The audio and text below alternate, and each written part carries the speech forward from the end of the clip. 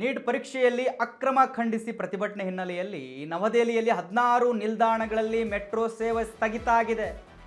ದೆಹಲಿಯಂತೂ ದಿನಕ್ಕೆ ಬದಲಾಗ್ತಾ ಇದೆ ಅಲ್ಲಿನ ವಾತಾವರಣಗಳು.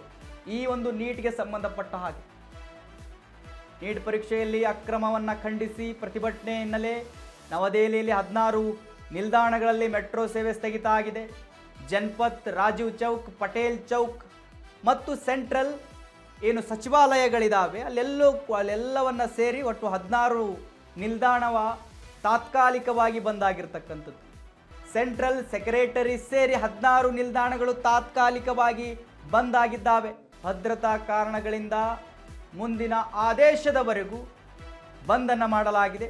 ದೆಹಲಿ ಮೆಟ್ರೋ ರೈಲು ಅಧಿಕಾರಿಗಳಿಂದ ಮಾಧ್ಯಮಗಳಿಗೆ ಪ್ರಕಟಣೆ ಹೊರಡಿಸಲಾಗಿದೆ.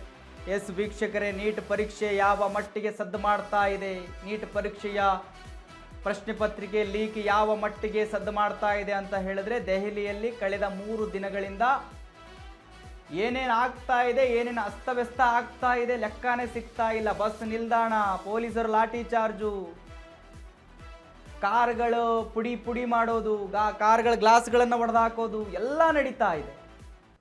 ಇದೆಲ್ಲ ಶಿಕ್ಷಣ ಸಚಿವ, ಕೇಂದ್ರ ಶಿಕ್ಷಣ ಸಚಿವರಾಗಿರ್ತಕ್ಕಂಥ ಧರ್ಮೇಂದ್ರ ಪ್ರಧಾನ್ ಅವರ ರಾಜೀನಾಮೆಯನ್ನ ಕೋರಿ. ಸೊ ಈ ಒಂದು ಪ್ರತಿಭಟನೆ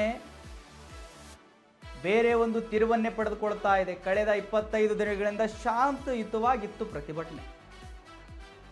ಮುಂಗಾರು ಸಂಸತ್ ಅಧಿವೇಶನ ಯಾವಾಗ ಸ್ಟಾರ್ಟ್ ಆಯಿತು ಆವತ್ತಿಂದ ಈ ಪ್ರತಿಭಟನೆ ಬೇರೆ ಲೆವೆಲ್ಲೇ ತಿರ್ಕೊಂತು, ಬೇರೆ ಕಡೆನೇ ತಿರ್ಕೊಂತು. ಆಕ್ರೋಶ ಹೊರಹಾಕ್ತಾ ಇದ್ದಾರೆ ವಿದ್ಯಾರ್ಥಿಗಳು. ಶಾಂತರಾಗಿದ್ದವರು ಅವರ ಆಕ್ರೋಶವನ್ನು ಹೊರಹಾಕ್ತಾ ಇದ್ದಾರೆ. ನ್ಯಾಯ ಬೇಕೇ ಬೇಕಂತೇಳಿ ಅವ್ರಿಗೆ ಗೊತ್ತಾಗ್ಬಿಟ್ಟಿದೆ. ಶಾಂತಯುತವಾಗಿ ಗಾಂಧಿಯ ರೀತಿಯಲ್ಲಿ ಪ್ರತಿಭಟನೆ ಮಾಡಿದ್ರೆ ಇವರು ಕೇರ್ ಮಾಡಲ್ಲ ನಮ್ಮನ್ನ ಅಂತ ಹೇಳಿ. ಸೊ ಅದಕ್ಕೆ ಭಗತ್ ಸಿಂಗ್ ಆಗಿಬಿಟ್ಟಿದ್ದಾರೆ ಅವರು.